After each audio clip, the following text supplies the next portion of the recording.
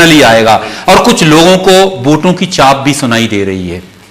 देखिए, मैं आपसे एक अर्ज करूं कि ये बड़ी बदकिस्मती की बात है हमारे मुल्क के लिए कि मुस्तकिल हमारा मुल्क फौजी आमरीत और जनरलों की हुकूमत में रहा है। मैं समझता हूं इससे हम तमाम पॉलिटिकल क़ुव्वतों को मिल के इससे निजात हासिल करनी चाहिए। हमें एक कोई ऐसा अपनी कौम को मुस्बत रिएक्शन देना चाहिए, उनको ऐसा माहौल देना चाहिए कि जिसके ज़रिए से ये सारी बातें ख़त्म हों।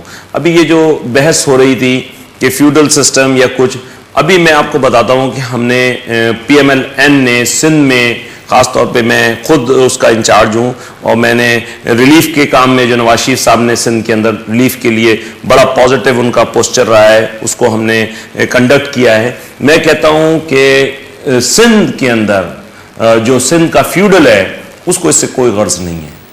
वहां के अवाम जिस मुसीबत में इस वक्त सिंध के लोग हैं, इसमें हंसने की बात नहीं है, इसमें रोने की बात है। जी मैं आपको बता रहा हूं, इस वक्त पीपल्स पार्टी के लिए रोने की बात है। इनके पास कोई गवर्नेंस नहीं है वहां के लोगों तक, उनकी तकलीफ तक पहुंचने के लिए। इंटरनेशनल पंजाब में जो है नहीं, पंजाब नहीं, मेरी बात बनना शुरू हो गया। इनको बोले, मैं इनके बीच में नहीं बोला हूं, मेरी बात सुने। सुनो यार, ये बात मैं आपसे ये कह रहा हूं कि तब्दीली के लोग फौज की तरफ देख रहे हैं। हाँ, मैं आपको बता रहा हूं आज जो काम कर रही है सिंध में। आप मुझे बताओ, आप सिर्फ मुझे बताओ, आप जमहूरियत के चैंपियन बन रहे हो। अब माशाल्लाह अच्छी बात है, जमहूरियत का दिफा में आप भी मैदान में निकले हो और नवाज शरीफ को एक पॉजिटिव किरदार अदा कर रहे हैं, सबकी नजर में है। लेकिन मेरी बात सुने, इसके बावजूद भी आप उन चीजों को बिल्कुल नहीं देख रहे हो जो ये माहौल को बना रहा है, जो लोग मजबूर हैं फौज की तरफ देख रहे हैं। हुकूमत को 2.5 साल हुकूमत के पूरे हुए हैं, उनको 5 साल पूरे करने दें किसी भी सूरत में। लेकिन आप कहते हो कि नहीं, अब मेरी बात सुनो, नहीं लोग किसकी तरफ देखेंगे, क्योंकि तब्दीली तो तब्दीली तो फौज के जरिए आती है ना। नहीं आनी चाहिए। फिर कैसे आएगी तब्दीली? ये हम तमाम सियासी लोगों को कहां कराओगे मिड टर्म इलेक्शन? क्यों नहीं हो सकते? कहां कराओगे? बलूचिस्तान में कराओगे मिड टर्म? होना चाहिए ना। कहां? अभी तो ये हाल है तो लिहाजा कब्जा किए रखो बलूचिस्तान। नहीं तो बलूचिस्तान में कहा आप 3 करोड़ की आबादी में कैसे उनको इलेक्शन के धारे में लाओगे? क्यों नहीं ला सकते? नहीं तो लिहाजा बलूचिस्तान को मोनार्की बादशाहों के हाथ में दे दो फिर, कि इलेक्शन नहीं करा सकते बलूचिस्तान में। नहीं, आप हकीकत आप इलेक्शन हुए ये जो आप मुझे बताया, ये एक बात सुनिए, इस बात से नहीं, मैं आपकी इस बात से कम से कम मुत्तफिक हूं कि इस वक्त जो सैलाब की सूरत हाल है, बलूचिस्तान की सूरत बलूचिस्तान की भी सूरत हाल है, इस सारी सूरत हाल के अंदर हमें पॉलिटिकल स्टेबिलिटी की तरफ बुनियादी तौर पे जाना चाहिए। पीपल्स पार्टी की गवर्नमेंट की सबसे बड़ी खराबी यह है, गिलानी और जरदारी की गवर्नमेंट की सबसे बड़ी खराबी यह है कि उन्होंने पाकिस्तान को पॉलिटिकल स्टेबिलिटी नहीं दी। पॉलिटिकल स्टेबिलिटी पाकिस्तान में नहीं। और दो ना इनको, फिर दे रहे हो तो दो, फिर किस तरह आएगी आएगी? आप मुझे नहीं, इसके नतीजे में बातें तो हकीकत हैं, गवर्नेबिलिटी नहीं है। कैसे आप इस बात को तस्लीम करोगे? स्टेबिलिटी नहीं है। बिल्कुल बात ये रिकंसिलिएशन क्या थी? देखिए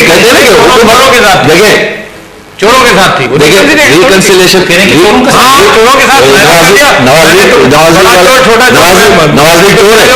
नवाज चोर है, ANP चोर है, मुतहिदा चोर है। भाई साहब रिकंसिलिएशन फंक्शन NRO है, नेशनल रिकंसिलिएशन ऑर्डर। चोरों को माफ किया, उसके ऊपर जैसे तो पूरा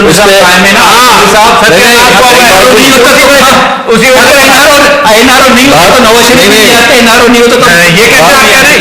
आपने कह दिया अगर बात ये देखे ना, ये यहाँ के शहरी लोग ना, ये इनको जल्दी बहुत होती है हर चीज की। बात ये रिकंसिलिएशन की जो हम बात कर रहे हैं वो थी जो बीबी शहीद ने रिकंसिलिएशन की थी, आके यहाँ पर आई थी, यहाँ पे आके इन सब पार्टियों को कहा था कि इलेक्शन में ये सारी की सारी पार्टियां APDM बनाकर इन्होंने कहा था कि हम बायकॉट कर रहे हैं।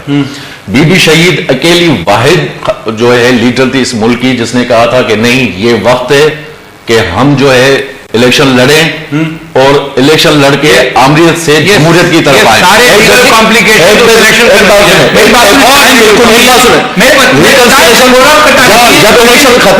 जब इलेक्शन खत्म हुआ, देखिए ये स्टेबिलिटी, पॉलिटिकल स्टेबिलिटी होती है। आज पूरे मुल्क में एक सियासी कैदी नहीं है, एक सियासी पार्टी के जुलूस पे नहीं हो रहा। नहीं है। इस प्रोग्राम का एक नतीजा निकलना है ना, किसी नतीजे पर पहुंचना तो चाहिए ना, खाली बेस मोबाइल तो ना हो ना। हम ये कह रहे हैं कि अब स्टेबिलिटी की बातें हो रही हैं, स्टेबिलिटी ना होने की वजह से लोग मिड टर्म इलेक्शन की बात कर रहे हैं, आईनी तब्दीली की बात कर रहे हैं। मैं ये कह रहा हूं ना, देखिए हमने किसी पार्टी से झगड़ा नहीं किया। मैंने जैसे कहा, आज कोई किसी के जलसे पे जुलूस पे पाबंदी नहीं डाली, किसी को लाठी नहीं दी हमने, किसी को जेल में नहीं डाला हमने। ये क्या, ये पॉलिटिकल स्टेबिलिटी होती है ना, ये पॉलिटिकल स्टेबिलिटी। दूसरी जो चेंज की बात कर रहे हैं, मैं ये कह रहा हूं कि भाई चेंज की बात चल रहा है, बलूचिस्तान चल रहा है, आधा पाकिस्तान जल रहा है, आधा डूबा हुआ है, आधा जल रहा है। मैं ये कह रहा हूं, बात ये है कि पहले जो चेंज की बात कर रहे हैं वो हमें अल्टरनेट तो कौम को बताएं। इनके पास उम्मीदवार नहीं है, इनकी पूरी पार्टी के पास उम्मीदवार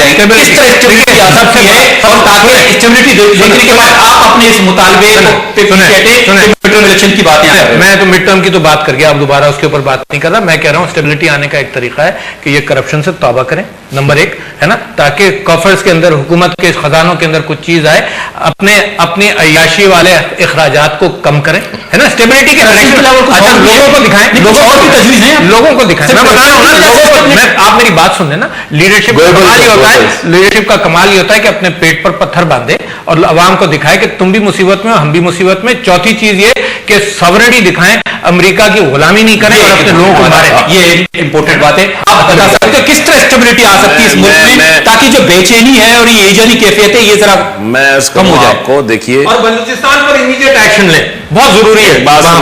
वैसे इन्होंने खासी बातें बयान कर दी हैं। अब आप बताएं। मैं इसके अंदर बहुत ज्यादा मैं इसके अंदर कोई बढ़ाना नहीं चाहता, लेकिन मैं एक बात जरूर समझाना चाहता हूं। ये कह रहे हैं कि मुल्क में कोई सियासी कैदी नहीं है, ये कह रहे हैं कि मुल्क में कोई जलसे जुलूस पे पाबंदी नहीं है, कोई मीडिया पे पाबंदी नहीं है, लेकिन कितनी अफसोस की बात है कि एक तो बलूचिस्तान का इशू पूरी तरीके से वैसे ही खड़ा हुआ है जैसे पीपल्स पार्टी की गवर्नमेंट आई थी। मेरे ख्याल में उससे ज्यादा, सुन तो लेना भाई, उससे ज्यादा बिगड़ गया है। दूसरी बात यह है कि इन्होंने न सिर्फ बलूचिस्तान बल्कि इन्होंने पूरी कोशिश की कि पंजाब में हुकूमत को खत्म करके और जुडिशरी को डिस्टेबल करके कि जमहूरियत को जैसे भी दफन करा सकते हैं करवाएं। ये पीपल्स पार्टी का कारनामा ये है। ये सब कुछ करते हैं, उसके बाद कहते हैं हमने कुछ नहीं किया। तो मैं आज आपसे अर्ज करूंगा, आप इनको गाइडलाइन देना, अभी आखिरी आप उनको गाइडलाइन में देता हूं ना, गाइडलाइन देना आप उनको। ये जो बातों को मेरी बात सुनिए, ये जो कह रहे हैं, ये जो फरमा रहे हैं, ये जो बलूचिस्तान के बड़े जो है जबरदस्त किस्म के, आप आए नवाज शरीफ साहब को बिठाएं, ठीक है, उनको कहें, इमरान खान साहब को बिठाएं, उनको कहें बुकियों से जो अफगानिस्तान में बैठे हुए हैं, मरियों से मैंगलों से जिनको आप गद्दार कहते रहे, उनको बुलाएं, उनको कहें कि आए यहाँ पे। बताता हूं, नवाज आप कहते हो, जब हम कहते थे उनसे बात करो तो कहते उनसे बात नहीं करो, वो गद्दार है, मेरी बात करेंगे। मैं आपको बताऊं, मिसिंग पर्सन के कातिलों को पकड़े, नहीं बोलते आप लोग। ये हुकूमत है, नहीं हुकूमत भाई साहब नहीं पकड़ेगी, ये हुकूमत पकड़ती है, हुकूमत पकड़ेगी।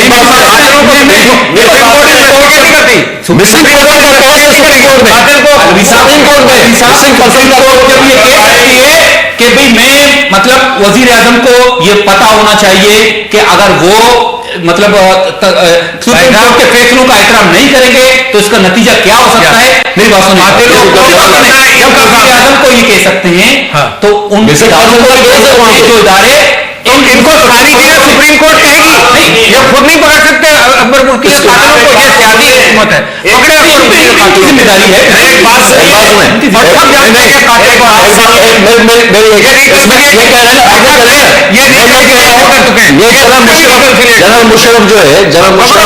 जनरल मुशर्रफ जो है वो आर्मी हाउस में रहता था, ठीक है, लिहाजा आप बड़ी एक बार सुने, आर्मी हाउस में रहता था। आर्मी हाउस पिंडी में है, पिंडी में हुकूमत जो है नवाज लीग की थी, ठीक है, उठा के पकड़ के आर्मी हाउस से उसको आग लगा देते, फांसी चढ़ा देते। इनको आपने मना किया था, हमने मना किया था, हमने इनको मना किया था, ये हुकूमत इनको डाल रही है ना, इनको मना किया था हमने, ये हुकूमत अरे भाई हम नहीं कर रहे, तुम करो ना, इनको बात करने दे, हुकूमत इनको बात करने दे। देखिए, सबसे पहली चीज तो मैं ये बताऊंगा कि बलूचिस्तान के हवाले से इन्होंने जो बातें की हैं कि हमारी पार्टी पे जो इल्जाम लगाया है, वो ये बात याद रखें कि जिस वक्त नवाज शरीफ साहब की गवर्नमेंट थी, अताउल्लाह मैंगल भी उनके साथ उस बात तो सुन ले यार, आप छोड़ के क्या, बात तो सुने, छोड़ के क्या सुने नहीं यार, छोड़ के क्या था, ये बात सुनी नहीं रही।